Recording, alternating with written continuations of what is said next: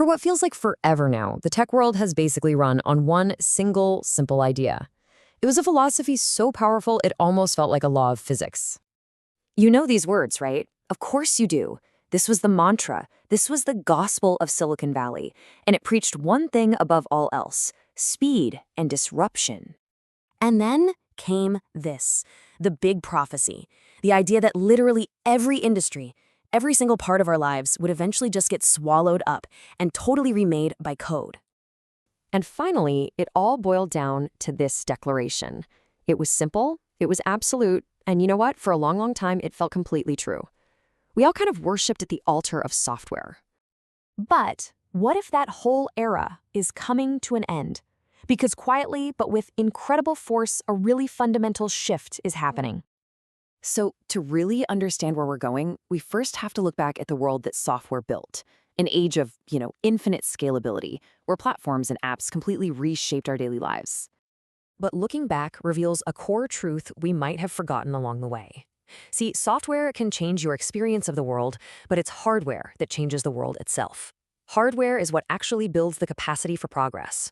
And that brings us to the main event, the hardware renaissance. Now, this isn't just some small trend. It's a huge resurgence of the physical, the tangible, the essential.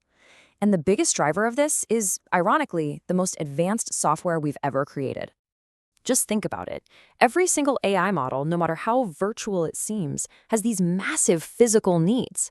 It demands more silicon to run on, way more power to feed it, more advanced cooling to keep it from melting, and tons more sensors and robotics to actually interact with the real world. AI basically supercharged complexity, and that complexity has a very real physical cost. The main point is this, and it's a really good way to think about it. You can't just deploy a trillion-parameter model into thin air. AI might be the brilliant brain, but hardware, all the wires, the batteries, the circuit boards, that's the physical body it needs to exist and actually do anything. And honestly, it goes way beyond just AI. Just look around you.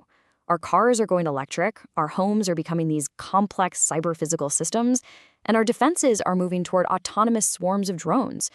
The future isn't virtual, it's hyper-physical, and all of it runs on hardware. So this whole physical revolution, it's creating a fascinating new economic reality. Because as AI starts to automate a lot of software jobs, a new kind of scarcity is popping up, and it's centered on a skill set that AI just can't easily replicate. I mean, just consider the difference here. You can prompt an AI to write some Python code or even build a simple app, but you can't ask it to pick the perfect MOSFET for a high-voltage power system or to design and secure a hardware kill chain. Why? Because those tasks require a deep, intuitive understanding of physics. And that's really the bottom line, isn't it? Code can have bugs, and AI can definitely hallucinate. But the laws of nature are absolute. They don't negotiate. When you're dealing with real electrons, with heat, with physical forces, there is zero margin for error. You have to get it right. So this creates this incredible inversion, this big flip.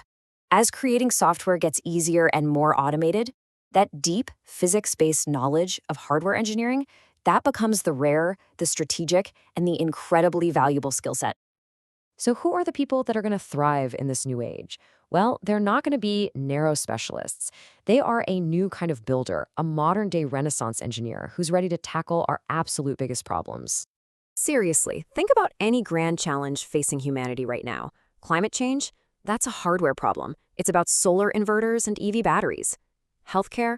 That's medical robotics and wearable sensors. Defense? It's drones, radars, and guidance electronics. No major milestone happens without hardware leading the charge. And this brings us to the profile of what's being called the hardware polymath. This isn't just your standard electrical engineer. It's a hybrid thinker, someone who masters power systems, firmware, cybersecurity, AI, and system architecture all at the same time. The world desperately needs them, and we do not have nearly enough. So if you're someone who has ever dreamed of building something real, something you can actually touch, something that literally moves the world, then this is a message for you. This new era, it belongs to those who see engineering not just as a job, but as a genuine frontier. The kind of people who can see the flow of electrons as a form of poetry, who look at a printed circuit board and see a piece of architecture, and who believe that creating hardware is itself a form of art. This is a return to the age of the engineer, the builder, the architect of the real world. A new renaissance isn't just coming, it's already here. Welcome to the golden renaissance of hardware. Welcome home.